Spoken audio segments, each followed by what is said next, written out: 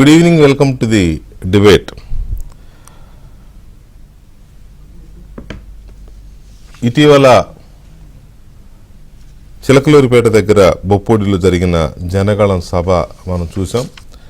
ఆ సభ ఊహించిన దానికంటే కూటమి నేతలు బీజేపీ, టీడీపీ, జనసేన కూటమి నేతలు ఊహించిన దానికంటే ఎక్కువ మంది జనం రావడం, ప్రధానమంత్రి ప్రసంగం ఇవన్నీ కూడా మంచి హైలైట్గా నిలిచినా కూడా అక్కడ కొన్ని పొరపాట్లు అవి కూడా ఊహించని విధంగానే జరిగినాయి. అవి పూర్తిగా అడ్మినిస్ట్రేషన్ ఫెయిల్యూర్. ప్రధానమంత్రి వస్తుంటే కూడా రాష్ట్ర ప్రభుత్వం కానీ, పోలీసులు కానీ, అధికారులు కానీ ఉద్దేశపూర్వకంగానే నిర్లక్ష్యం చేశారనేది ప్రధానమైన విమర్శ. ప్రత్యేకించి పోలీసులు కావాలని ట్రాఫిక్ని కంట్రోల్ చేయలేదు, అలాగే చేయాల్సినంత బందోబస్తు చేయలేదు. సభ మొత్తం ఫెయిల్ అయ్యేలాగా ఒక కుట్ర జరిగింది అనేది వాళ్ళ కూటమి నేతలు చేస్తున్న ఆరోపణ ఆ రోజు నుంచి కూడా. దీనికి సంబంధించి ఎన్నికల సంఘానికి ఫిర్యాదు చేశారు. ఎన్నికల సంఘం కేంద్ర ఎన్నికల సంఘానికి పంపించింది. At the same time BJP నేతలు కేంద్ర హోంశాఖకు కూడా కంప్లైంట్ చేశారు. దాని మీద ఇంతవరకు ఇంకా ఎలాంటి చర్యలు రాలేదు అనేది ఏపీలో జరుగుతున్న చర్చ. మరోవైపు కొన్ని ఏరియాస్లో నంద్యాల కావచ్చు, లేకపోతే ఒంగోలు అండ్ పల్నాడు ఈ ప్రాంతాల్లో తెలుగుదేశం పార్టీ కార్యకర్తల మీద దాడులు, హత్యలు ఇవన్నీ వరుసగా రిపీటెడ్గా జరుగుతున్నాయి కొన్ని ప్రాంతాల్లో. వాటికి సంబంధించి కూడా పెద్ద ఎత్తున ఫిర్యాదులు వస్తూ ఉంటే ఇవాళ రాష్ట్ర సిఈఓ ఎన్నికల ముఖ్యాధికారి మీనా గారు ఆ 3 ప్రాంతాల ఎస్పీని పిలిపించి వివరణలు తీసుకున్నారు. ఆ వివరణలు కేంద్ర ఎన్నికల సంఘానికి పంపిస్తారు. ఇక తర్వాత ఏం జరుగుతుందనేది ఒకటి. అయితే ఇంత ప్రధానమంత్రి పాల్గొన్న సభే ఇబ్బందుల పాలైతే మరి మిగతా వాళ్ళ పరిస్థితి ఏంటి? అసలు దాని మీద ఎందుకు కేంద్రం చర్యలు తీసుకోలేదు, బీజేపీ ఎందుకు ఇనిషియేట్ చేయలేదు అనే దాని మీద కొంత చర్చ అయితే ఉంది. ఈ పార్టీకి అదే ఇంకొక రాష్ట్రంలో ప్రధానమంత్రి సభకి అవాంతరాలు వస్తే వెంటనే రియాక్షన్ ఉండేది, మామూలుగా ఉండేది కాదు. కానీ ఇక్కడ అలా ఎందుకు జరగడం లేదనేది చాలామంది కొంత అనుమానాలు లేదా కొంత విమర్శలు చేస్తున్న పరిస్థితి. అలాగే ఆఫీసర్స్ ఎలక్షన్ కోడ్ వచ్చిన తర్వాత కూడా ఇంకా సెట్ అవ్వకుండా అలాగే తమ పాత ధోరణిలోనే, అందరూ కాదు కొంతమంది పోలీసు ఉన్నతాధికారులు ఎలాగైతే జగన్మోహన్ రెడ్డి సేవలో తరిస్తున్నారో చాలా కాలంగా ఈ ప్రభుత్వం అధికారంలోకి వచ్చిన దగ్గర నుంచి, ఎన్నికల కోడ్ వచ్చిన తర్వాత కూడా అదే ధోరణిని ఎందుకు వదలకుండా కంటిన్యూ చేస్తున్నారు అనేది ఇంకొకటి. నిజానికి ఎన్నికల కోడ్ వచ్చిన వెంటనే ఇంకా ఇది జగన్ చేతిలో ఉండదు పరిపాలన ఈ 2-3 నెలలు, కాబట్టి మనం జాగ్రత్తగా ఉండాలని వాళ్ళు మళ్ళీ వాళ్ళ సర్వీస్ని వాళ్ళు యథాతథంగా చేయాలి. కానీ అలా చేయడం లేదు అని అంటే ఎక్కడో లూప్ హోల్ ఉంది, ఎక్కడో వాళ్ళకి ఒక చులకన లేదా ఒక అలుసు దొరికింది. అది ఏంటి? ఎన్నికల సంఘంలో సరైన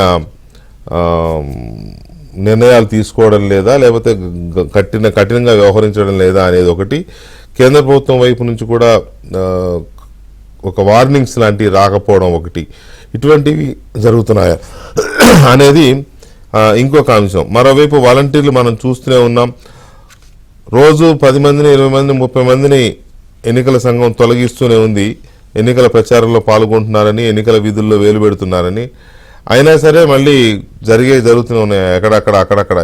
ఇప్పటికి దాదాపు 200 మందిని తొలగించారు. అయినా వాలంటీర్ల అరాచకాలు ఆగడం లేదు. వాళ్ళు బరితెగించి ఎన్నికల విధుల్లో పాల్గొంటున్నారు, ఏకంగా డైరెక్ట్గా ప్రచారాల్లో కూడా పాల్గొంటున్నారు అని అంటే ఏంటి దాని అర్థం అనేది, ఇటువంటివి చాలా అంశాలు ఉన్నాయి. వీటన్నిటి మీద కేంద్ర ప్రభుత్వం దగ్గర ఎలాంటి ఫిర్యాదులు వెళ్ళాయి ఇప్పటికే. దాని మీద కేంద్ర ప్రభుత్వం ఏమన్నా దృష్టి పెట్టిందా లేదా అనేది ఒక అంశం. అయితే రాజకీయ హింస చాలా పెద్ద ఎత్తున జరుగుతోంది. ఆ రాజకీయ హింస అని ఎలా కంట్రోల్ చేస్తుంది ఎన్నికల సంఘం?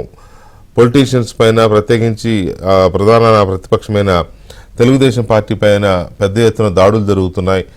వాళ్ళ నాయకులు వాహనాలను తిరగనివ్వడం లేదు వైసీపీ కార్యకర్తలు. సో వీటి మీద ఎలాంటి కంట్రోల్ చేస్తుంది ఎన్నికల సంఘం, ఎలా దీన్ని నియంత్రించబోతోంది అనేది చాలా కీలకమైన పాయింట్. అలాగే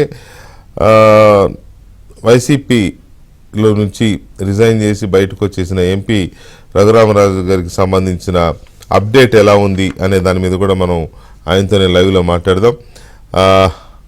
రఘురామరాజు గారు నమస్కారం.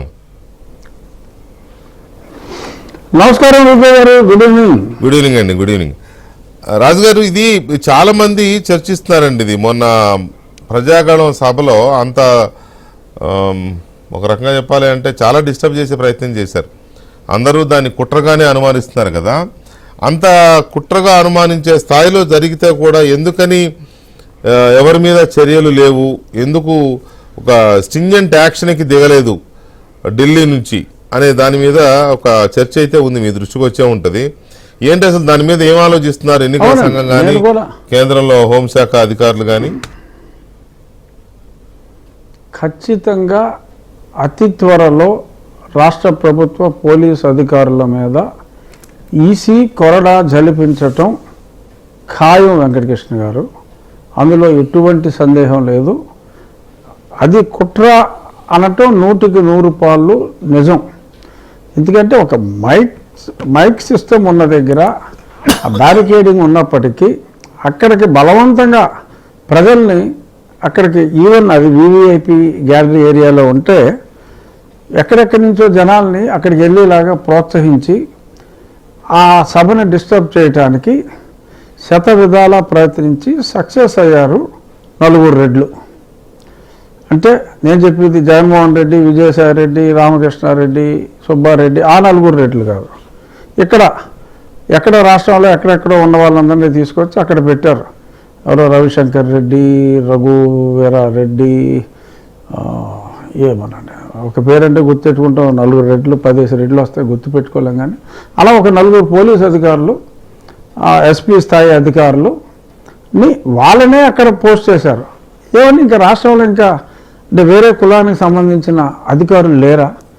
Why did they post only 4 Reddy SP rank officers అక్కడ అనటంలోనే జగన్మోహన్ రెడ్డి ఆర్ కసిరెడ్డి రాజేంద్రనాథ్ రెడ్డి వాళ్ళ కుట్ర అక్కడ ప్రారంభం అయిందని చెప్పడంలో ఎటువంటి సందేహం మనం పడవలసిన అవసరం ఏమాత్రం లేదు వెంకటకృష్ణ గారు. ఖచ్చితంగా ఆ 4 మీద చర్యలుంటాయి. అంతేకాకుండా ఒక ఇన్ఛార్జిగా ఉన్న వ్యక్తి ఎలక్షన్ కోడ్ వచ్చిన తర్వాత డైరెక్టర్ జనరల్ ఆఫ్ పోలీస్గా ఉండటానికి అవకాశమే లేదు. దాని గురించి కూడా నేను వ్యక్తిగతంగా ఎన్నికల కమిషన్లో చర్చించడం జరిగింది. త్వరలో ఒక డీజీపీ మార్పే కాదు, ఎవరైతే అధికారులు కొమ్ము కాస్తున్నారో, ఎందుకు మొహాటం అక్కర్లా, పేర్లు కూడా మనం మాట్లాడుకోవచ్చు. డీజీ ఇంటెలిజెన్స్ కానీ, అలాగే లేనిపోని అధికారాలని నాకు దఖలుపరచండి అని చెప్పి లెటర్ రాస్తే ఆ లెటర్ రాసే ముందే కూడా ఆ శాంక్షన్ లెటర్ రెడీ చేసి పెడుతున్న చీఫ్ సెక్రటరీ, ముఖ్యమంత్రులు రెడీ చేస్తున్నారు ఒక అధికారికి. ఆ అధికారి పేరు కూడా నా పేరుకి ఒక రెడ్డి యాడ్ చేయాలి, ఆ రఘురామరెడ్డి. ఇటువంటి వారి మీద ఖచ్చితంగా చర్యలు 100కి 100% ఉంటాయి. దానికి ఎక్కువ సమయం కూడా పట్టదు. ఈ విషయంలో కేంద్ర ప్రభుత్వానికి ఎటువంటి సంబంధం లేదు. ఎందుకంటే భారతీయ జనతా పార్టీ నాయకత్వంలో ఉన్న రాష్ట్రాల్లో కూడా హోం సెక్రటరీని మార్చిన సంఘటన మనం 48 గంటల క్రితమే మనం చూసాం. ప్రధానమంత్రి గారి వికసిత్ భారత్ ప్రచారం కూడా చేయటానికి వీల్లేదు అని కూడా ఎలక్షన్ కమిషన్ ఇచ్చింది. నిష్పక్షపాతంగానే ఎలక్షన్ కమిషన్ పనిచేస్తుంది. సో అంతే నిష్పక్షపాతంగా ఈ అధికారులందరి మీద చర్యలు తీసుకుంటారు. ఢిల్లీలో మన కనకమేళ్ల రవీంద్ర కుమార్ గారు ఆయన ఫుల్ టైం ఇక్కడే ఉండి అన్ని ఏ రకమైన కంప్లైంట్లు ఉన్నప్పటికీ కూడా రెగ్యులర్గా ఎలక్షన్ కమిషన్కి వారి లేఖల ద్వారా తెలియజేస్తున్నారు. నేను కూడా వీళ్ళ మీద లేఖలు రాయటం జరిగింది. అలాగే the people who really matters, నేను 3 రోజులుగా ఢిల్లీలోనే ఉన్నా. The people who really matters వాళ్ళని కూడా కలిసి ఈ 4 అక్కడ ప్రధానమంత్రి గారి మీటింగ్లో చేసిన అరాచకం చెప్పడం జరిగింది. అంటే ప్రధానమంత్రి గారి సభలోనే అంత అరాచకం చేయగలిగారంటే మీరు ఊహించండి. ఇంకా అంటే ఐఎమ్ నాట్, అంటే పొత్తుల గురించి డైరెక్ట్గా నేను మాట్లాడే సమయం కాదు ఇది. అయినప్పటికీ కూడా అంటే ప్రధానమంత్రి గారంటే అంత కాళ్ళకి మొక్కే ముఖ్యమంత్రి సభ వరకు వచ్చేటప్పటికి ఎవరైనా సరే జాంతానా ఎవరో ఇక్కడ సభ పెట్టుకోవడానికి వీలు లేదు, దాన్ని ఎలాగైనా మనం చెడగొట్టాలి.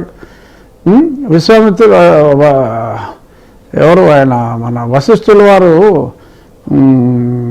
విశ్వామిత్రుడు యాగం చేస్తూ ఉంటే రావణాసురుడు మారీచ సుబాహుల్ని వీళ్ళని పైనుంచి పంపించి మాంసం ముద్దలు వేయించాడని చెప్పి మనం చూసాం. రాక్షస సంహారానికి అప్పుడు రాముడు వెళ్ళాడు.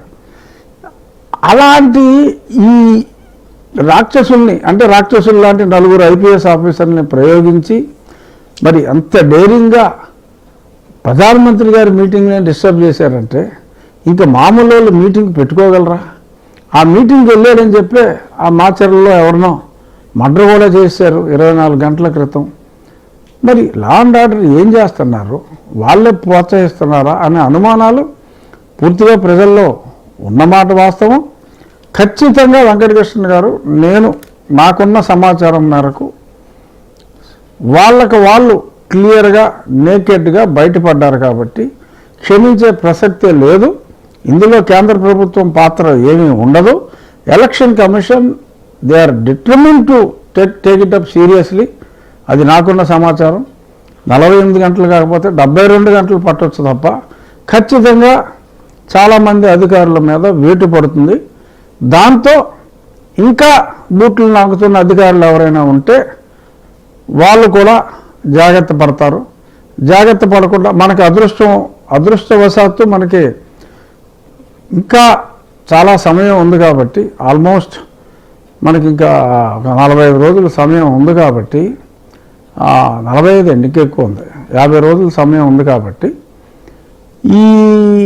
వీళ్ళు ఈ పుట్ల పావుల్లాగా ఈ కాలనాగులు జగన్మోహన్ రెడ్డి అనునాయులు ఓ 10-15 రోజుల్లో వాళ్ళ విశ్వరూపం ప్రదర్శించడానికి బయటకు వచ్చినప్పుడు ఎవరు వస్తే వాడిని ఇక్కడి నుంచి విధుల నుంచి తొలగించటం తప్పకుండా జరుగుతుంది. In fact that is the assurance given by the election commission not only for Andhra Pradesh, for the entire country. మీరు చూశారు మొన్న వెస్ట్ బెంగాల్లో ఒక డీజీపీని మార్చి మళ్ళీ ఆ డీజీపీ కూడా సరిగ్గా లేనట్టు రిపోర్ట్లు 24 గంటల్లో అందితే ఇమ్మీడియట్గా ఆ డీజీపీని కూడా మార్చివేయటం జరిగింది. So they are highly alert, they are totally independent. ఏమవుతుందంటే రాజు గారు ఫస్ట్ నుంచి కూడా ఏపీలో అరాచకాలు లేకపోతే ప్రభుత్వం చేస్తున్న అక్రమాలు, అప్పులు, ఆర్థిక అసమర్థత ఇవన్నీ జరుగుతుంటే కూడా కేంద్రం పట్టించుకోకుండా చూస్తూ కూర్చుంది అనే ఒక చర్చ నడుస్తోంది. దీంతో ఏమైంది, రాష్ట్ర ప్రజల్లో బీజేపీ జగన్కి సపోర్ట్ చేస్తోంది, ఎంకరేజ్ చేస్తోంది, వాళ్ళిద్దరు ఒకటే అనే ఒక బలమైన ఇది పేరుకుపోయింది. అది మీకు తెలుసు, చాలాసార్లు చర్చించాం మనం. అయితే ఇప్పుడేమైంది, ఎన్నికల కోడ్ వచ్చింది. ఎన్నికల కోడ్ వచ్చింది కాబట్టి ఎలక్షన్ కమిషన్ చేతుల్లో ఉండాలి, స్ట్రింజెంట్ యాక్షన్స్ ఉండాలి కదా ఎప్పటికప్పుడు. సరే మీరంటే పాలిటిక్స్లో ఉన్నారు కాబట్టి కేంద్రానికి సంబంధం లేదు, ఇదంతా ఎన్నికల సంఘాన్ని అని మీరు అంటారు. కానీ ఎవ్రీవన్ నోస్, అవునన్నా కాదన్నా కేంద్ర సపోర్టు, కేంద్రం యొక్క ఆదేశాలు బ్యాక్ ఎండ్ దీంతోనే నడుస్తూ ఉంటాయి వ్యవస్థలన్నీ, తెలియదేముంది. ఇంత జరిగి స్వయంగా ప్రధానమంత్రి గారి సభలోనే అవరోధాలు జరిగితే కూడా ఇంకా మీనమేషాలు లెక్కిస్తున్నారు, వెంటనే ఆన్ ది స్పాట్ యాక్షన్స్ లేకుండా అనే దాని మీద మాకు ఫోన్లు వస్తూ ఉంటాయి. ఏంటండి మీరు ఇంకా నమ్ముతున్నారా అని మాకు ఫోన్లు వస్తూ ఉంటాయి. మరి మీరు నమ్ముతున్నారా? లేదండి, నేను ఇప్పుడు ఇవాళ మీరు చూశారు వెంకటకృష్ణ గారు వాళ్ళ 4 ఎస్పీలని ఈసీ ఆఫీసు అంటే విజయవాడలో ఈసీ ఆఫీస్కి వచ్చి ముఖేష్ మీనా గారు సంజాయిషి ఇమ్మన్నారు. అంటే ఒక ప్రొసీజర్ జరగాలి కదండి. ఆ సంజాయిషి ఇచ్చిన తర్వాత డెఫినెట్గా సాటిస్ఫై సంజాయిషి ఇచ్చే అవకాశమే లేదు. ఏది రాసినా సరే అదేదో ఊరికి ఐవాష్ కోసం రాయటం తప్ప డెఫినెట్గా దాని మీద రాబోయే 48 గంటల్లో డెఫినెట్గా చర్యలు ఉంటాయి. ఎందుకంటే మన ఎలక్షను మే 13 వెంకటకృష్ణ గారు. అవును. సో ఇమ్మీడియట్గా అంత ఒక రోజులోనే వాళ్ళని మార్చవలసిన అవసరం లేదు. Let the procedure takes its own course. వాళ్ళు తప్పు చేశారన్నది నిజం, ముఖ్యమంత్రి వాళ్ళతో తప్పు చేయించాడన్నది నిజం. ఈ నగ్న సత్యాన్ని ఎవరూ కూడా దాయలేరు. అసలు ఫండమెంటల్గా నలుగురు రెడ్లను అక్కడ ఎస్పీలు వేయటం ఏంటండి? అసలు బుద్ధి ఉందా? That is the fundamental question. అక్కడే దొరికేశారు. ఎంతమంది ఆఫీసర్లు ఉన్నారు, ఆ నలుగురిని వేయాలా? సో అక్కడే అడ్డంగా, ఎందుకంటే వాళ్ళే ఏ అన్యాయానికైనా చేయటానికి రెడీగా ఉన్నారు. ఒక అధికారి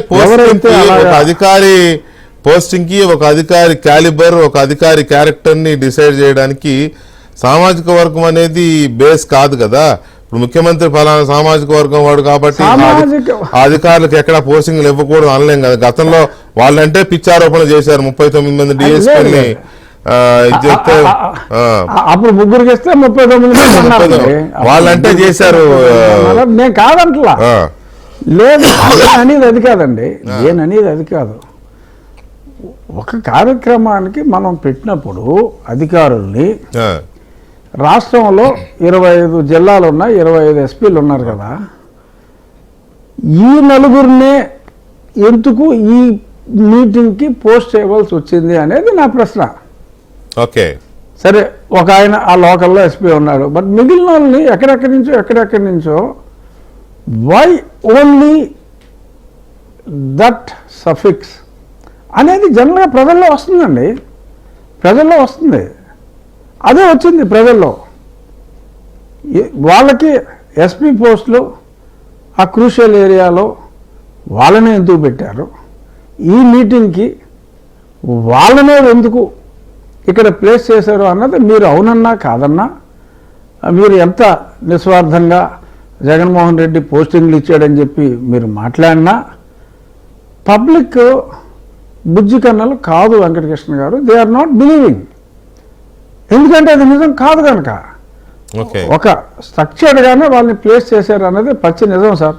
నేనైతే ఈ విషయంలో మీ అభిప్రాయంతో ఏకీభవించినందుకు నన్ను అన్యదా భావించొద్దు. ప్రజలు ఏకీభవించట్లేదు, నేను ఏకీభవించను.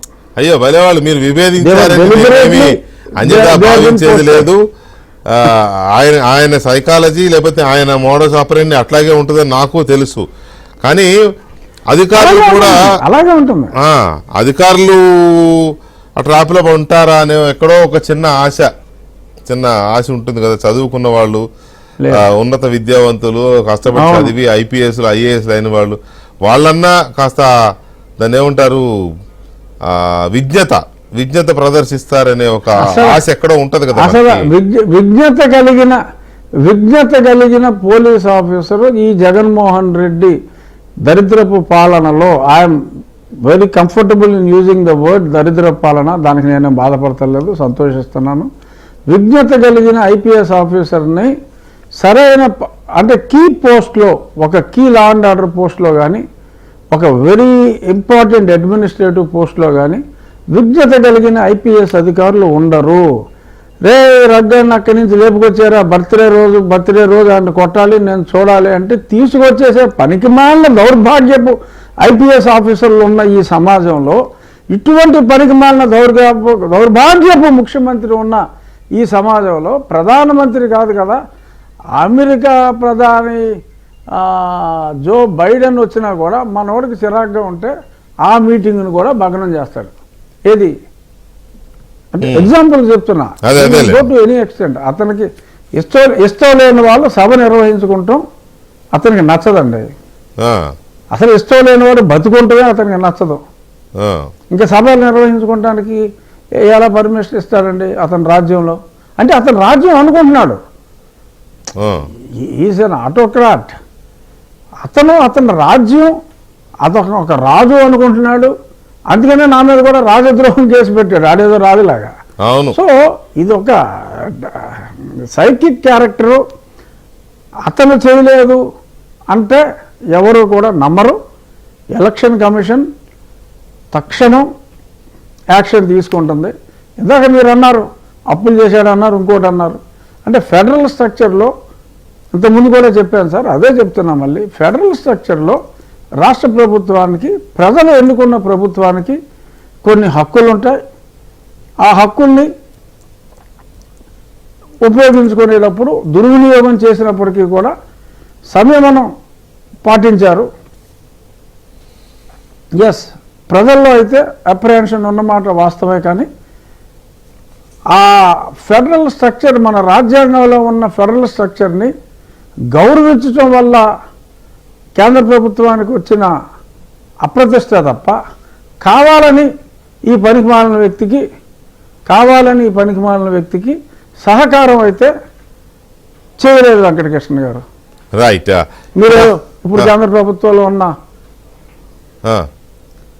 ఉన్న పార్టీలో నేను ఏదో చేరొచ్చేమో అనే ఆ భయంతోనో లేకపోతే ఇంకో దాంతోనో నేను మాట్లాడతల్లా. గతంలో 2 సంవత్సరాలుగా కూడా కేవలం ఆ ఫెడరల్ స్ట్రక్చర్ మీద గౌరవంతో అలా జరిగింది తప్ప ఇంకో రకంగా ఎవరు కూడా ఇంత దిక్కుమాలిన ప్రభుత్వాన్ని కావాలని సమర్థించరు వెంకటకృష్ణ గారు. అలాగే అపోహలు, అలాగే ఇంకొకటి కూడా జరుగుతోందండి. ఇప్పుడు ఈ వాలంటీర్స్ కు సంబంధించి నెత్తినరు బాదుకుంటున్నారు ప్రజలు మొదటి నుంచి కూడా. వీళ్ళు మా జీవితాల్లోకి చొరబడుతున్నారు, మా ప్రైవసీలోకి చొరబడుతున్నారు అని చెప్పితే రాష్ట్ర ప్రభుత్వం పెట్టిన వాళ్ళు కాబట్టి రాష్ట్ర ప్రభుత్వం ఏమీ చేయలేదు, కేంద్రము ఏం చేయలేకపోయింది, ఆ పోలీసు పట్టించుకోలేదు. కానీ ఇవాళ పరిస్థితి ఏంటంటే రోజు 40 మంది 30 మంది 50 మంది రోజు ఆ ప్రచారం చేస్తుంటే వాళ్ళని తొలగిస్తోంది ఎన్నికల సంఘం. కానీ నిజానికి 60-70% మంది వాలంటీర్లు పూర్తి స్థాయిలో నిమగ్నం అయిపోయారు ఎన్నికల ప్రచారంలో. అవునండి. ఇప్పుడు రోజుకి 60 మందిని తీస్తే ఎలక్షన్ వచ్చే నాటికి 6,000 మందిని కూడా రిమూవ్ చేయలేరు. ఈ 2,60,000 మందిలో కనీసం 2 లక్షల మంది అస్సలు దరిద్రంగా వాళ్ళు ఎలక్షన్ డ్యూటీ మరీ పార్టీ ఒరిజినల్ కార్యకర్తల కన్నా కూడా అతి దారుణంగా, అతి నీచంగా, ఓపెన్గా ఒక డే లైట్ బ్రాడ్ రాబరీ లాగా వీళ్ళు యాక్ట్ చేస్తున్నారు. సో అంచేత ఇది ఇలాగే కంటిన్యూ అయితే ఇంకో 10 రోజులు ఇలాంటి యథవేషాలే జగన్మోహన్ రెడ్డి నాయకత్వంలో వీళ్ళు వేస్తే entire volunteer system also can be struck down by the election commission for the rest of the days. They will be throne out of the system. ఎవరైతే వాళ్ళు ఉన్నారో వాళ్ళు ఈ ఎన్నికల టైంలో వాళ్ళ వాలంటీరు ఆడి ప్రభుత్వ ఉద్యోగం కాదు, ఏ గాడిగుడ్డు భోషాను అని చెప్పి కౌరులు చెప్పినా కూడా they have the power to totally remove them from the duties for the 50 days and they will not be allowed to participate in any duty and they would not be allowed to participate in any of the election process. ఏ ఇంటికాడు వచ్చినా సరే ఆడిని తీసుకెళ్ళి జైల్లో వేసే power కూడా election కమిషన్కి ఉంది. వాళ్ళని విధుల నుంచి తొలగించి పక్కన పెడితే వాళ్ళు నోరు మూసుకుని ఈ పదవి కన్నా రిజైన్ చేసేయాలి. ఏముంది, రిజైన్ చేస్తే జగన్మోహన్ రెడ్డి ఒక్కొక్కడికి 1,00,000 ఇస్తాడు. ఏముంది, పదవికి రాజీనామా చేయించి పని చేయించుకోవాలన్నా కూడా దానికి విరుగుడుగా ఏమి చర్యలు తీసుకోవాలో అనేది election commission has got clarity. ఇంకా ఈ వేషాలు అంటే పామరుల భాషలో మాట్లాడాలంటే ఏదో అంటారు, కానీ అది నేను అన్నాను. ఇంకా ఈ వేషాలు, ఈ తింగర వేషాలు వాలంటీర్లతోటి వేయించాలని చెప్పి చాలామంది చాలా దారుణంగా బిహేవ్ చేస్తున్నారు. వాలంటీర్లతోనే ఇంటింటికి వెళ్ళి తిరుగుతున్నారు ఆ ఎమ్మెల్యే క్యాండిడేట్లు. ఇలాగే జరిగితే వ్యవస్థ టెంపరీగా రద్దు చేస్తారు. ఒక అధికారిని అంటే ఎందుకు నేను ఈ పాయింట్ ఎత్తానంటే రాజు గారు ఎంత ధీమాగా ఉన్నారంటే జగన్మోహన్ రెడ్డి గారు కానీ లేకపోతే మీరు మొన్నటిదాకా ఉన్న పార్టీలో పెద్దలు కానీ వైసీపీలో పెద్దలు కానీ ప్రస్తుత తాజా సార్ అందరూ గద్దలే ఉన్నారు. అదే తాజా వెంకటకృష్ణ గారు నా పాత పార్టీలో పెద్దలు లేరు, అందరూ గద్దలే ఉన్నారు. తాజా మంత్రి ఇంకా మాజీ రావలేదులే, అయిపోయింది ప్రభుత్వాలు ఇదైంది కాబట్టి. ఆయన ఇవాళ మాట్లాడుతూ ఏమన్నాడంటే, అరే బాబు మీరు ఏదో అనుకుంటున్నారు మా వాలంటీర్లని, మాది హిట్లర్ దగ్గర వాలంటీర్ వ్యవస్థ ఉండేది, వ్యాఫెన్ఎస్ఎస్ వాలంటీర్స్ అని ఒక సిస్టమ్ ఉండేది. వాళ్ళు యూదులు ఎక్కడెక్కడైతే ఉంటారో వాళ్ళకు సంబంధించిన మొత్తం సమాచారాన్ని సేకరించడం, వాళ్ళ బాస్కి ఇవ్వడం ఎక్కడికక్కడ. దాన్ని బేస్ చేసుకుని హిట్లర్ ప్రభుత్వం వాళ్ళ మీద అణచివేత చర్యలు, చంపేయడం, లేకపోతే ఇంక అన్నీ తెలుసు కదా మీకు హిట్లర్ సిస్టమ్ ఇది ఎలా ఉండదు. అదిగో ఆ రకంగా ఉంది. ఇది ఏం పిచ్చోళ్ళే కాదు, ఇన్ని రోజులు మెయింటైన్ చేసింది. అంటే చూడండి ఎంత భయంకరంగా ఉందో సిస్టమ్, ఎంత ఎంత కుట్రపూరితంగా ఈ సిస్టమ్ని నిర్మించారో. హారబుల్. ఏకంగా హిట్లర్ వాఫెన్ ఎస్ఎస్ వాలంటీర్స్ దానికి రిప్లికా ఇది అని ఆయన చెప్పే, తాజా మంత్రి చెప్పే ఒక ఆయన. ఎలక్షన్ కోసం వీళ్ళు ఇంటింటికి వెళ్ళటానికి ఒక లైసెన్స్ లాగా ఇచ్చి కరెక్ట్ పార్టీ కార్యకర్తల్ని ఇందులో నియమించుకొని మళ్ళీ దానికి కూడా అతని చేతికి మట్టి అంటకుండా ప్రభుత్వంతోనే ఖర్చులు ఇప్పించి ఇంత దారుణంగా వ్యవస్థను చేసిన రాజకీయ నాయకుడు ఇండిపెండెన్స్ వచ్చిన తర్వాత భారతదేశ చరిత్రలో లేడు. ఇప్పుడు చరిత్రగతిలో పోయిన తర్వాత ఇంత పరిమాణంలో మళ్ళీ రాడు కూడా అని నేను చెప్పగలను. ఎందుకంటే ఎక్కడో రేర్గా పడతారు ఇంత పరిమాణంలో. ఇప్పుడు రాక్షసులు అంటే మనం 4 పేర్లు ఎందుకు చెప్పుకుంటాం సార్? ఎప్పటి నుంచో మనకు ఒక 12,000 సంవత్సరాలు, సారీ 12 కాకపోయినా రామాయణం నుంచి లెక్కెట్టుకున్నా మనకు దగ్గర 8,000 సంవత్సరాల హిస్టరీ మనకు ఉంది. రాక్షసుల పేర్లు చెప్పాలంటే ఈ 8,000 సంవత్సరాల్లో 10 మంది పేర్లు కన్నా మనం చెప్పలేం. రావణుడు, నరకాసురుడు, అలాగా మనకి హిరణ్యకశిపుడు, హిరణ్యాక్షుడు, అంతే. ఇంతకన్నా పెద్ద పేర్లు దొరకవు సార్. అవును, జగన్మోహన్ రెడ్డి అంతే. ఈ గత 2-3 సంవత్సరాల్లో జగన్మోహన్ రెడ్డి తప్ప ఇంకో రాక్షసులు లేడు. సో మళ్ళీ ఇంకో 2-3 వేల సంవత్సరాలు ఇంత పరిమాణంలో పుట్టడు. He will be wiped out. దానికనే త్రిమూర్తుల్లాగా నరేంద్ర మోడీ గారు, చంద్రబాబు నాయుడు గారు, కళ్యాణ్ గారు కలిశారు. ఈ అసుర సంహారం ఖచ్చితంగా అవుతుంది. ఈ వాలంటీర్లనే ఒక సైన్యాన్ని ఇందాక మీరు చెప్పినట్టు ఆ హిట్లర్ టీం లాగా తయారు చేసుకుని ఈ వ్యవస్థను చేసి చేతిలో పెట్టుకుని డ్రామాలు ఆడుతున్న వ్యక్తి జగన్మోహన్ రెడ్డి. దానికి డెఫినెట్గా నేను ఇందాక మీతో చెప్పినట్టు కనకమేడల రవీంద్ర కుమార్ గారు 24 అవర్స్ ఆయన హై అలర్ట్లో ఈ ఎలక్షన్ కమిషన్, ఈ ఫ్రాడ్లు అన్నిటి మీద ఉన్నారు. ఈ వాలంటీర్ వ్యవస్థ మీద కూడా he is taking enough information and డెఫినెట్గా ఇందాక నేను చెప్పినట్టు యాక్షన్ ఉంటుందండి, తప్పకుండా యాక్షన్ ఉంటుంది. అయితే యాక్షన్ ఉంటుంది.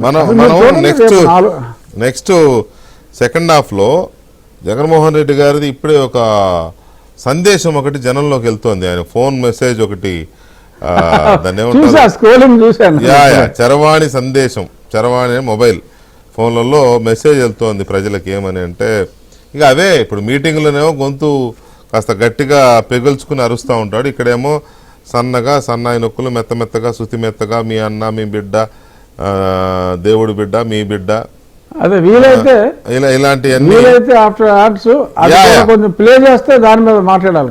అంటే I'm trying for that clip, దానికోసం చూస్తున్నాను. అందుకోసమే ఒక చిన్న బ్రేక్ తీసుకుని ఈ లోపు అది వస్తే అది కూడా ప్లే చేస్తాను. దాంతోపాటు మీకు సంబంధించింది ఏదో అంటే ఒక చిన్న న్యూస్ ఉంది, జేపీ నడ్డా గారిని కలిశారని. సో దాని అవుట్కమ్ ఏంటి అనేది కూడా, ఎందుకంటే ఇంట్రెస్టింగ్ పాయింట్ ఏంటంటే రఘురామరాజు గారు ఎక్కడి నుంచి పోటీ చేస్తారని ఎందుకో ఇంకా డౌట్. రాజుగారు, జగన్మోహన్ రెడ్డి గారు వైజాగ్ని క్యాపిటల్ చేస్తాను అని చెప్పి అంటే అందరూ క్యాపిటల్ చేస్తానని క్యాప్చర్ చేశాడు. దాన్ని క్యాప్చర్ చేశాడు. క్యాప్చర్ చేయడమే కాకుండా ఇప్పుడు దాన్ని డెస్ట్రాయ్ చేస్తున్నారు క్లియర్గా. ఎందుకంటే అంటే మీకు కూడా తెలుసని నేను అనుకోను, నాకైతే తెలియదు. ఈ డ్రగ్స్ 1 గ్రాము 2 గ్రాముల పొట్లాలు అమ్ముతారు పబ్బుల్లో, పెద్ద క్లబ్బుల్లో. మరి సార్ ఇవాళ ఆంధ్రప్రదేశ్లో డ్రగ్స్ దొరకని లేదు. ఒక్క ఇష్యూ ఏంటంటే, ఇక్కడ లేటెస్ట్ ఇష్యూ ఏంటంటే వైజాగ్ పోర్టుకి బ్రెజిల్ నుంచి ఇవాళ ఒక కంటైనర్ వచ్చింది. 25,000 కిలోల డ్రగ్, 25,000 కిలోల డ్రగ్స్ వైజాగ్ వస్తే ఇంటర్పోల్ ఇన్ఫర్మేషన్తో సిబిఐ అధికారులు దాన్ని పట్టుకొని సీజ్ చేశారు. దాని విలువ వీళ్ళు చెప్పే వాల్యూ ప్రకారం 50,000 కోట్లు అంటున్నారు, కానీ అది ఓపెన్ మార్కెట్లోకి వెళ్తే అది ఇంకో 10 రెట్లు ఉంటుంది దాని కాస్ట్. సో అసలు ఇది ఈ డ్రగ్ ఎవరి పేరు మీద వచ్చింది? డ్రై ఈస్ట్తో మిక్స్ చేసి 1000 బ్యాగుల్లో వచ్చిందట. వైజాగ్లో ఏదో కంపెనీ అడ్రస్తో వచ్చిందట. అసలు ఇది ఎందుకు వచ్చింది? వైజాగ్ని ఎందుకు ఇలా చేస్తున్నారు? ఒక మంచి అద్భుతమైన నగరం, ప్రశాంతమైన నగరం, అందమైన నగరం, అలాంటి నగరాన్ని మత్తులోకి ముంచేస్తే విధంగా తయారు చేస్తున్న దుర్మార్గులు, దౌర్భాగ్యులు ఎవరు అనేది కొంత దీని మీద సీరియస్గానే చర్చ జరగాల్సి ఉంది. ప్రజలు కూడా దీన్ని దృష్టిలో పెట్టుకోవాలి. అయితే ఈ డ్రగ్ కంటైనర్కి సంబంధించి మా వైజాగ్ కరెస్పాండెంట్ సతీష్ అప్డేట్ ఇస్తారు. సతీష్, ఏంటి డ్రగ్ కంటైనర్ ఎట్లా ట్రేస్ అయింది? ఎవరి పేరు మీద వచ్చింది? ఎవరు తెప్పించారు? వీకే గారు, విశాఖలో పోర్ట్ లో భారీగా కొకైన్ పట్టుకున్నట్లుగా మనకు సమాచారం ఉంటుంది. అయితే ఇందులో సిబిఐ ఆపరేషన్ గరుడ పేరుతో ఇంటర్పోల్ సిబిఐ ఇచ్చిన సమాచారం మేరకు విశాఖపట్నం కస్టమ్స్ అధికారులు కంటైనర్ టెర్మినల్ లో ఈ కంటైనర్ పట్టుకున్నారు. అయితే అందులో సుమారు 25,000 బ్యాగ్స్ ఒక్కొక్కటి 1000 కేజీలు చెప్పినట్టు సుమారు 25,000 కేజీల ఈ డ్రగ్స్ పట్టుకున్నట్లు పోలీసులు నిర్ధారించారు. అయితే ఇప్పటి వరకు కూడా అది ఆ శాంటోస్ పోర్ట్ బ్రెజిల్ నుంచి ఇండియాలో విశాఖ పోర్ట్ కు వచ్చినట్టుగా గుర్తించారు తప్ప అది ఎవరు బుక్ చేశారు, ఇక్కడ బుక్ చేసిన కంపెనీ ఎవరనేది మాత్రం ఇప్పటివరకు అయితే పోలీసులు దాన్ని ధృవీకరించలేదు. దీని మార్కెట్ విలువ ప్రకారం 50,000 కోట్లు ఉంటుందని అంచనా వేస్తారు, కానీ బహిరంగ మార్కెట్ లో మరింత ఎక్కువ కాస్ట్ ఉండే పరిస్థితి కనిపిస్తుంది. కూడా ఇదే తరహాలో కంటైనర్ లో కూడా డ్రగ్స్ సరఫరా అవుతున్నట్టుగా దొరికింది. ఇది అతి పెద్ద భారీగా దొరికిన డ్రగ్స్ గా పోలీసులు నిర్ధారిస్తారు. దీనిపైన మనం సిపిని కూడా అడిగి తెలుసుకున్నాం, ఆయన కూడా నిర్ధారించారు. కస్టమ్స్ అధికారులు, అదేవిధంగా సిబిఐ మొత్తం అందరూ కూడా ప్రస్తుతం అక్కడే ఉండి దీన్ని పరిశోధన చేస్తున్నారు. ఇది ఎక్కడి నుంచి ఎక్కడి వరకు రవాణా జరుగుతుంది, దీని వెనుక ఎవరు పాత్రదారు అనేది పోలీసులు నిర్ధారించే అవకాశం కనిపిస్తుంది.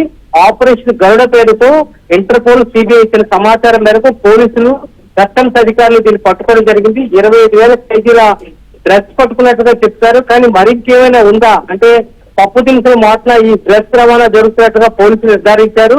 కానీ ఇంకేమైనా దీని వెనుక ఎవరెవరు పాత్రదారు ఉన్నారనేది మాత్రం పోలీసులు నిర్ధారించే పరిస్థితి కనిపిస్తుంది. గతంలో కూడా గుజరాత్ నుంచి విజయవాడ ఏదైతే డ్రగ్స్ ఉన్నాయో ఆ కంపెనీకి ఈ కంపెనీకి ఏమైనా సంబంధం ఉందనే కోణంలో పోలీసులు కూడా దర్యాప్తు చేస్తున్నారు. వీటి గారు right, thank you very much Satish. Raju garu, చాలా ఆందోళనకరమైన అవును సార్ పరిణామం ఇది. ఆంధ్రప్రదేశ్ నిజంగా నాకు తెలిసి భారతదేశంలో ఇలాంటిది మనం విని ఉండలేదు. గతంలో ముంద్రా ఎయిర్పోర్ట్ లో కొంత ఏదో విన్నాము, బట్ ఇంత పెద్ద ఎత్తున దట్టు ఆంధ్రప్రదేశ్ లో మరి ఇది ఏం పరిపాలన ఎవరు చేశారు చెప్పండి ప్లీజ్. యువతని నిర్వీర్యం చేయటంలో ప్రముఖ పాత్ర వహిస్తోంది ఈ రాష్ట్ర ప్రభుత్వం. పాలించేవాడు పనికిమాలినోడు అయితే ఇలాంటి ప్రాబ్లమ్స్ అన్నీ వస్తాయి. మన రాష్ట్ర ప్రభుత్వమే దీన్ని స్పాన్సర్ చేస్తుంది అని మనం మాట్లాడటంలో ఎటువంటి తప్పు లేదు. గతంలో కూడా మనం చూసాం, అక్కడ ఎక్కడి నుంచో ముందర పోర్టుకు వచ్చి ముందర పోర్టు నుంచి కాకినాడ పోర్టుకి అది ఎవరి పేరు మీద ఉందో అదంతా దాన్ని కొంచెం క్యామోఫ్లాష్ చేయడం జరిగింది, దాన్ని కొంచెం లైట్గా చేశారు. బట్ అది ఎవరి పేరు మీద కన్సైన్మెంట్ వచ్చింది, ఆ కన్సైన్మెంట్కి కాకినాడలో ఎవరికి లింక్ ఉంది, వాళ్ళకి జగన్మోహన్ రెడ్డికి ఉన్న సంబంధం ఏంటి, ఇదంతా కూడా దాన్ని కొంచెం మసిపూసి మారేడుకాయ చేయటం జరిగింది. ఎన్నో కంటైనర్లు వెళ్ళిపోయినాయి, కొన్ని వేల కోట్లు. కనీసం ఈ మాదక ద్రవ్యాల మీద కొందరు రాష్ట్ర ప్రభుత్వ పెద్దలు కనీసం 2 నుంచి 3 లక్షల కోట్లు సొమ్ము చేసుకున్నారంటంలో ఎటువంటి ఎగ్జాగరేషన్ లేదు. వెంకటకృష్ణ గారు, ఇందాక నేను చెప్తున్నాను కదా, నాకు ఒక రిటైర్డ్ ఐఏఎస్ ఆఫీసర్ చెప్పారు, ఆ బాపట్లకి ఎక్కడో చాలా దూరంలో 1000 జనాభా ఉన్న గ్రామంలో కూడా డ్రగ్స్ దొరుకుతున్నాయి, గంజాయి దొరుకుతుంది. గంజాయి ఎక్స్పోర్టు మన ఆంధ్ర రాష్ట్రం మన పోలీసుల సహకారంతో రాష్ట్ర ప్రభుత్వ నిర్వహణలో దేశం మొత్తం ఎక్స్పోర్ట్ అవుతుంది. అలాగే బంగ్లాదేశ్ బార్డర్ కూడా క్రాస్ అవుతుందని కూడా చాలామంది నాకు అధికారులే, అంటే ఢిల్లీలో కూర్చోబెట్టాడు కదా మా పనికిమాలినోడు, అంటే ఈ 4 నెలల నుంచి హైదరాబాద్లో ఉంటున్నాను కానీ ఎక్కువ, అంతకుముందు ఢిల్లీ కాబట్టి అసహించుకుంటున్నారు. ఈ ఆంధ్రప్రదేశ్ ఇది డ్రగ్ క్యాపిటల్ అయిపోయిందని. మొన్న మీటింగ్లో కూడా కళ్యాణ్ గారు కూడా ఈ డ్రగ్ క్యాపిటల్ అయిందనే ఆయన మాట్లాడడం జరిగింది.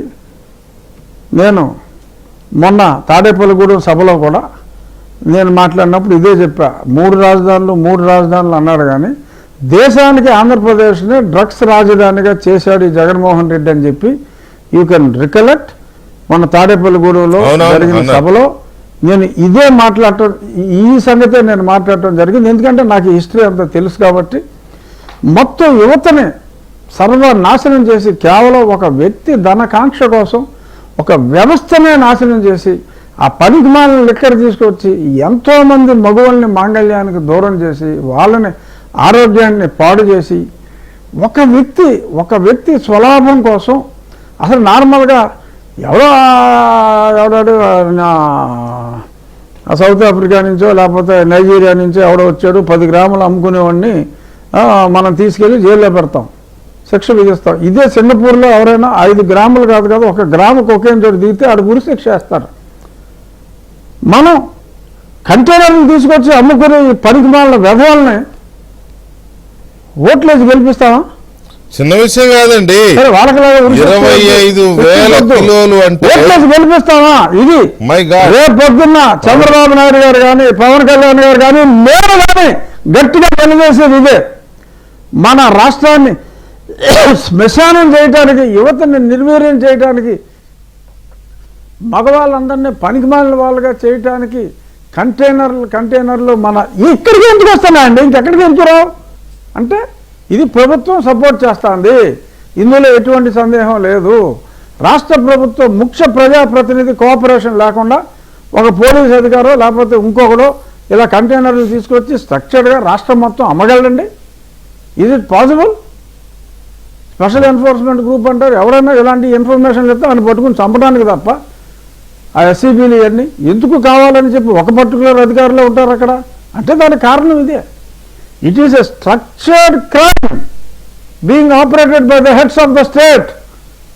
ఇటువంటి పనికిమాలిన వాళ్ళని వేరే దేశంలో అయితే ఉరిశిక్ష వేస్తారు, మన దేశంలో కనీసం ఆ పనికిమాలిన వాళ్ళకి ఓట్లు వేయకుండా మన భావి తరాల్ని రక్షించుకుందాం అనే మెసేజ్ మీతో ప్రారంభం కావాలి. వెంకటకృష్ణ గారు, మన డిబేట్తో ప్రారంభం కావాలి. రేపు రాబోయే మీటింగుల్లో ప్రజానాయకులు అందరూ కూడా ఇదే మాట్లాడాలి. ప్రజలందరూ కూడా ఈ వైసీపీ వాళ్ళు వస్తే నిలదీసి ప్రశ్నించండి. ఏంట్రా ఈ డ్రగ్స్ అన్నీ తీసుకొచ్చి ఏం చేయాలనుకుంటున్నావు? అండ్ కేంద్ర ప్రభుత్వం కూడా ఇప్పుడు ఒక చిన్న 100 కోట్లు లిక్కర్ డీల్లో అంత స్ట్రిక్ట్గా ఉన్నారు. మరి ఇప్పుడు చీఫ్ మినిస్టర్ని కూడా మరి మీ స్క్రోలింగ్లు చూస్తే అరెస్ట్ చేస్తారేమో ఢిల్లీ సీఎం అని అన్నట్టుగా ఉన్నాయి. మరి అంత తీవ్రంగా 100 కోట్ల డీల్కి ఇలా ఉంటే 50,000 కోట్ల కంటైనర్లు నెలకోటి ఉంటుంది.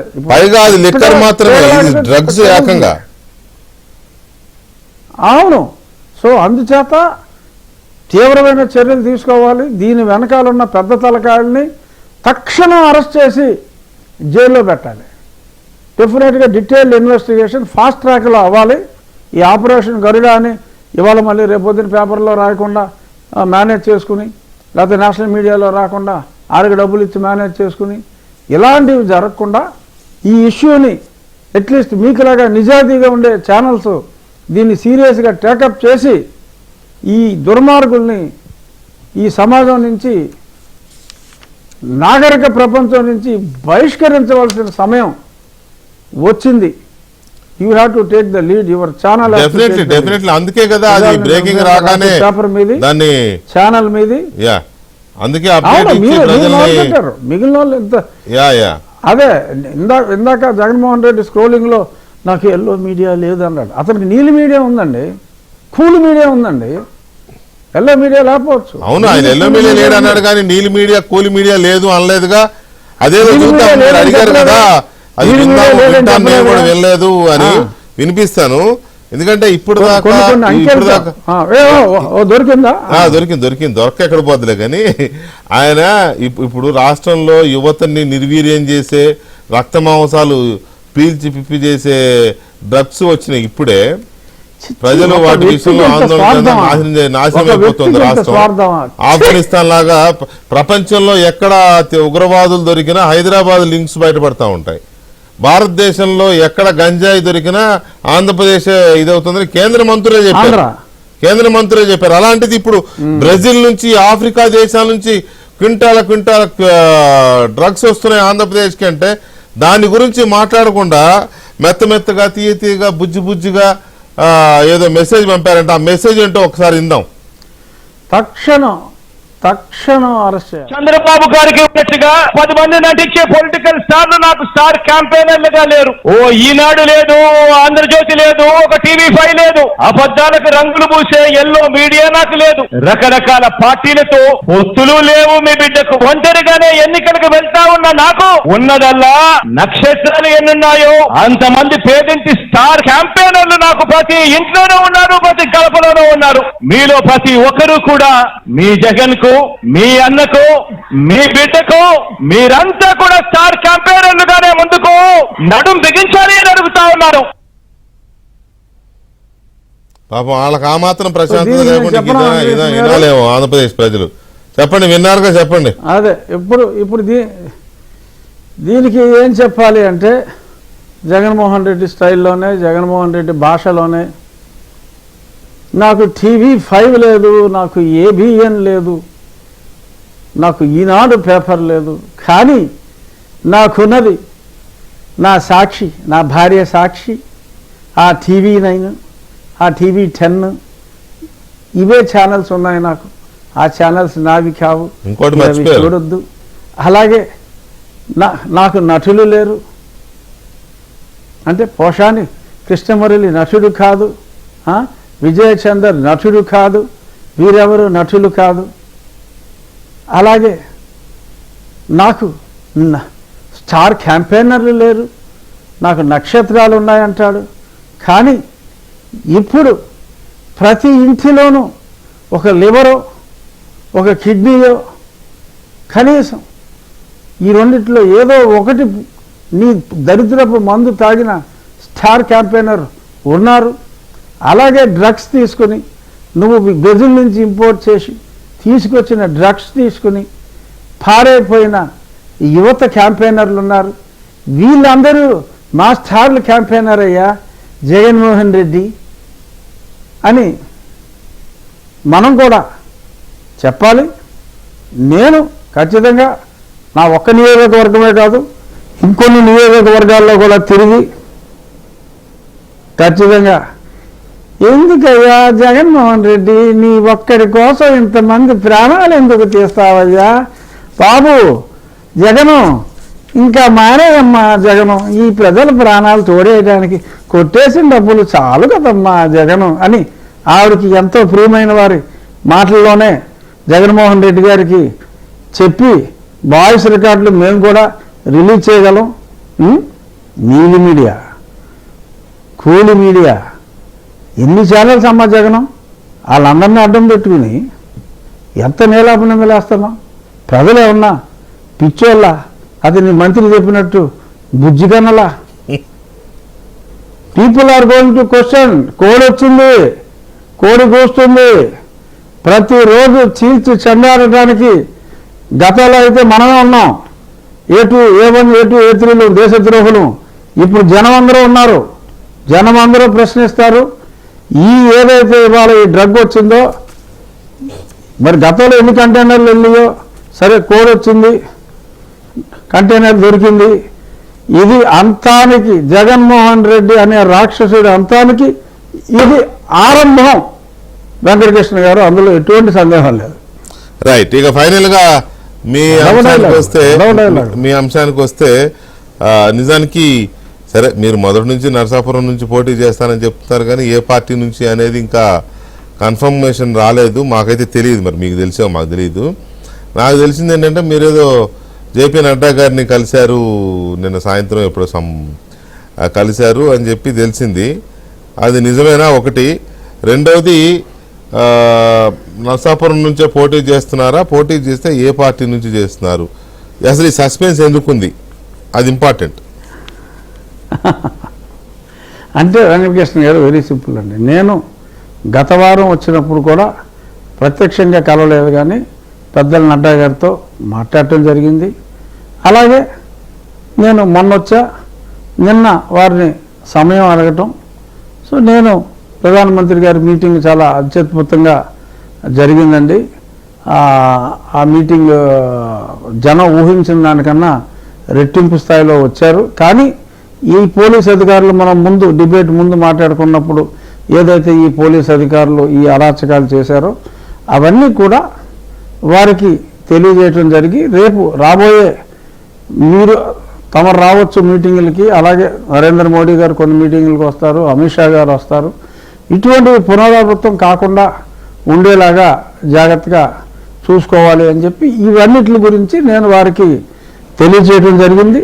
అలాగే పనిగా అంటే ఇంకా నర్సాపూర్ స్థానం ఎవరు ఏమిటి అనేది ఇంక లిస్టులు పూర్తిగా రాలేదు కాబట్టి, ఒకవేళ నర్సాపూర్ స్థానం భారతీయ జనతా పార్టీయే తీసుకుంటే నన్ను నా అభ్యర్థిత్వాన్ని పరిశీలించి నాకు ఎస్ అంటే వెళ్ళినప్పుడు చెప్తారు కదా. అలాగే ఇంకా నేను మరి నరసాపురం స్థానం రోజు పేపర్లో చూస్తాను, ఒకరోజు ఒకరు తెలుగుదేశం అంటారు, ఇంకో రోజు ఇంకొకరు భారతీయ జనతా పార్టీ అంటారు. సో కాబట్టి నేను ముందు నుంచి కూడా I'm very consistent from the last 3 years అండి. ఎవరు కూడా జగన్మోహన్ రెడ్డి కాదు కదా, ఎవరు కూడా కల్లో కూడా ఈ పొత్తు ఉంటుందని ఊహించినప్పటి నుంచి కూడా 3 సంవత్సరాలుగా నేను మీ ఛానల్లోనే ఎన్నోసార్లు పొత్తు ఉంటుంది అని చెప్పాను. ఈ నరసాపురం స్థానం ఎవరు తీసుకుంటే వారి ఆ పార్టీ తరఫునే నేను పోటీ చేస్తాను. కూటమి ఫామ్ అయిన తర్వాత కూటమిలో ఏ పార్టీ అయినా సరే ఒకటే. ఎందుకంటే నాకు ఏ పార్టీ అయినా కూటమిలో ఉన్నప్పుడు ఒకటే అని చెప్పి నేను ముందు నుంచి చెప్తున్నాను. ఇప్పటికీ కూడా నేను అదే మాట మీద ఉన్నా. ఎందుకంటే నాకు ప్రజాబలం ఒక్క నా పార్లమెంట్లోనే కాదు, రాష్ట్రం మొత్తం కూడా మన డిబేట్ల వలన కావచ్చు, what ever may be the reason, I have అంటే నాకంటూ నన్ను ప్రేమించే వారు రాష్ట్రంలో కనీసం లక్షల సంఖ్యలో ఉన్నారు. ఎన్నికలప్పుడు ఎవరైనా సరే ప్రజాబలం ఉన్న నాయకుడిని కోరుకుంటారు. కాబట్టి డెఫినెట్గా ఈ పార్టీల అధినేతలు అందరితో నాకు చక్కటి సంబంధాలు ఉన్నాయి. కాబట్టి నేను ఖచ్చితంగా నరసాపురం నుంచే కూటమి అభ్యర్థిగా పోటీ చేయడానికి నాకు అన్ని క్వాలిఫికేషన్లు ఉన్నాయి అని చెప్పి భావిస్తూ సర్టన్లీ నేను నరసాపురం నుంచి బహుశా ఎల్లుండి కల్లా అన్ని పార్టీలు కూడా మరి ఎవరెవరు ఏ స్థానాలు ఎవరెవరు ఏ అభ్యర్థి చెప్తారని చెప్పి అన్నారు. కాబట్టి క్లారిటీ ఎల్లుండి కల్లా వచ్చేస్తుంది. నా అభ్యర్థిత్వం ఖరారు అయిన తర్వాత ఏదో కొద్దిమంది మా పార్టీలో ఉన్న మిథున్ రెడ్డిలు ఇటువంటి వాళ్ళు వారి కోవట్లని ప్రవేశపెట్టాలని చేసిన ప్రయత్నాలు భారతీయ జనతా పార్టీ ఒక పెద్ద అతి ఎక్కువ మంది సభ్యులున్న national party, that is the most structurally organised party. ఇటువంటి కుక్కమూతి పిందెలు ప్రయత్నాలు వాళ్ళ కుక్కబుద్ధి ప్రకారం ప్రయత్నాలు చేసినప్పటికీ కూడా అటువంటి ప్రయత్నాల్ని తిప్పికొట్టినట్టుగా నాకు తెలిసింది. సో కాబట్టి డెఫినెట్గా నేను ఏ పార్టీ నుంచి పోటీ చేస్తానన్నది ఎల్లుండి కల్లా తెలిసిపోతుంది వెంకటకృష్ణ గారు. నేను కూటమి అభ్యర్థిగా నరసాపురం నుంచే పోటీ చేస్తాను అన్న పరిపూర్ణ విశ్వాసం నాకుంది, నా ప్రజలకుంది. అంటే పేరు రాష్ట్ర ప్రజలు అంటే నరసాపురం ఏ పార్టీ తీసుకుంటుందో రేపో ఎల్లుండి ప్రకటిస్తారు కదా. ఆ ప్రకటన వచ్చిన తర్వాతే మీరు ఆ పార్టీలో చేరుతారా? కండువా కప్పుకుంటారా ఆ పార్టీలో? లేదు, కండువా కొద్ది గంటల ముందు కూడా కప్పుకోవచ్చు. కొద్ది గంటల ముందు కప్పుకోవచ్చు. ఆఫ్ కోర్స్ మీకు ముందే తెలిసే అవకాశం ఉంది కాబట్టి ముందే కప్పుకోవచ్చు. Right, anyway all the best Raju garu all the best. And ఇప్పుడు సింబల్ కూడా వెంకటకృష్ణ గారు సింబల్ కూడా ఆ. 3 సింబల్స్ కలిపి పెడుతున్నారు ఇప్పుడు చూసారా? అవునవును పెడుతున్నారు. 3 ఓ పక్క సెంటర్లో పువ్వు, ఓ పక్క సైకిల్, ఇంకో పక్క గాజు గ్లాసు, అవును అలా వస్తున్నాయి కదా డిజైన్లు. అవును. సో ఆ డిజైన్ తరఫున పోటీ చేస్తాను వెంకటకృష్ణ. Okay okay. మీ గుర్తు ప్రయత్నాలు మీ గుర్తు సైకిల్ గ్లాసు కుక్కమూతి పువ్వు పిందెలు అన్నమాట. ప్రయత్నించిన మాట వాస్తవం.